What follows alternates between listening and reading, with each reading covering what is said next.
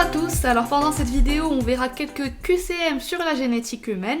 Bien sûr le lien de téléchargement des QCM sera disponible en description. Une anomalie chromosomique non équilibrée n'implique aucune perte ou gain d'informations génétiques. C'est faux car il s'agit dans ce cas de la définition d'une anomalie chromosomique équilibrée, entraîne toujours une duplication d'un fragment de chromosome. C'est faux, ça peut très bien être une délétion aussi, peut entraîner une perte ou un gain d'informations génétiques, c'est une proposition correcte, et toujours associée à une fusion des chromosomes, c'est faux. D'ailleurs, à chaque fois que vous voyez une proposition avec toujours, sachez qu'elle est fausse dans 99% des cas.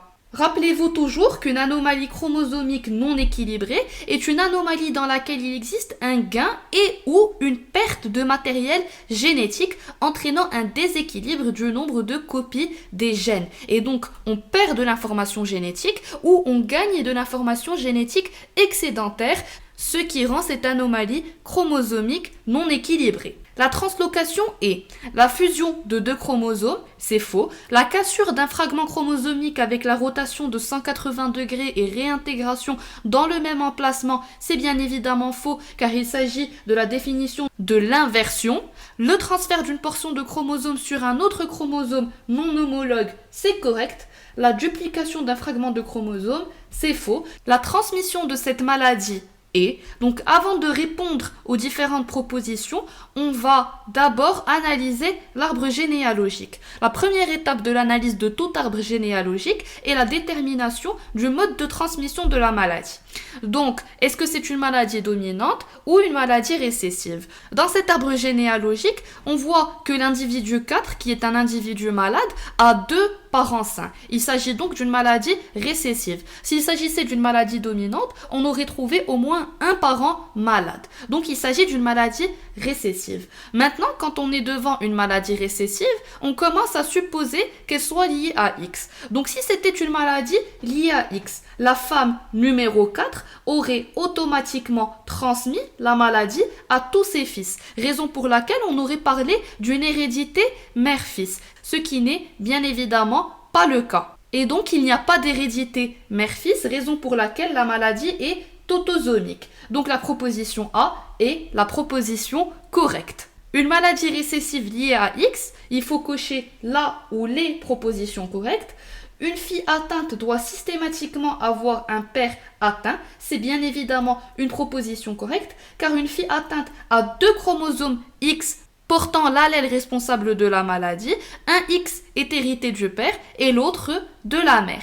Les parents d'un garçon malade doivent être hétérozygotes. C'est une proposition fausse car la mère d'un garçon malade doit être soit homozygote, soit hétérozygote. Mais en tout cas, le père n'est pas concerné dans la transmission d'une maladie récessive liée à X. Un garçon malade né de parents sains doit avoir une mère conductrice. Avant de répondre, on va voir la définition d'une mère conductrice. Une mère conductrice est tout simplement une mère hétérozygote, porteuse de l'allèle muté sur un des chromosomes X. L'allèle en question est récessif. Par contre, elle est susceptible de transmettre la maladie à sa descendance. Et donc, puisqu'un garçon malade est né de parents sains, forcément que sa mère est porteuse de l'allèle récessif. Elle n'est pas malade, tout simplement car elle possède un allèle dominant sain qui prend le dessus sur l'allèle récessif. Une mère conductrice ne donne que des garçons malades, c'est faux, elle peut très bien transmettre également l'allèle sain et donc donner naissance à des garçons sains. Sur le cariotype, la trisomie 21 est confirmée par l'absence de chromosome 21, c'est faux, la présence de 3 chromosomes X, c'est faux car il s'agirait d'une trisomie X, la présence de 21 chromosomes en tout sur le cariotype, c'est bien évidemment faux, la présence de 3 chromosomes 21 sur le cariotype, c'est la proposition correcte, comme le montre ce cariotype qui est un cariotype de personnes atteintes d'une trisomie 21. On voit bien qu'elle possède 3 chromosomes 21 au lieu de 2. Le karyotype suivant est celui d'un fœtus. Les parents souhaitent savoir si leur enfant sera atteint d'une maladie génétique. Donc si on analyse le karyotype, on commence par analyser le nombre de chromosomes. On voit qu'il y a un souci au niveau de la paire 18. On voit effectivement qu'il existe 3 chromosomes 18 au lieu de 2. Et donc on parle d'une trisomie 18. On a un chromosome 18 surnuméraire. Donc leur futur enfant est une fille. Si on voit la paire de chromosomes sexuels, on voit qu'on a les chromosomes X et Y, donc c'est un garçon. L'enfant ne présente aucune anomalie génétique, c'est faux. L'anomalie se situe sur la paire 18. Oui, on retrouve un chromosome supplémentaire au niveau de la paire 18. L'anomalie est un chromosome tordu, c'est complètement faux.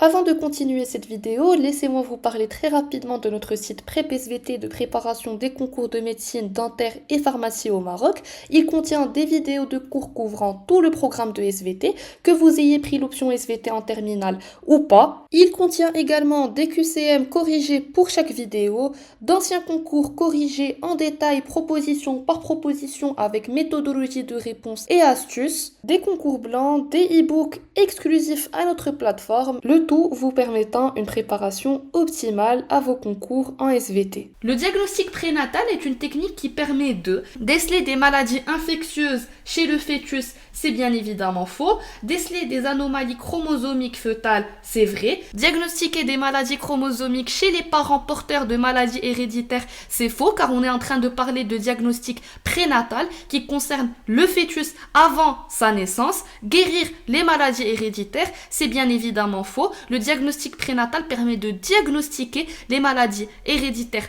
avant la naissance, ce qui permettra ultérieurement de bien prendre en charge les différentes comorbidités que développera le fœtus après la naissance. On cherche le déterminisme génétique d'une maladie héréditaire en réalisant l'électrophorèse de l'ADN de 2 parents sains et de leur fœtus. Donc, à partir de l'interprétation de notre électrophorèse, on pourra déterminer le mode de transmission de la maladie. Première chose, première information, les 2 parents sont sains. Le père ne possède que de l'ADN de type 1, la mère est hétérozygote, elle possède de l'ADN de type 1 et de l'ADN de type 2.